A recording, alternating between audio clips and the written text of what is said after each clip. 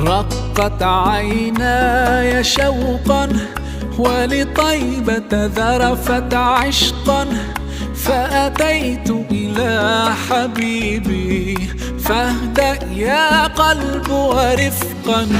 صلي على محمد. السلام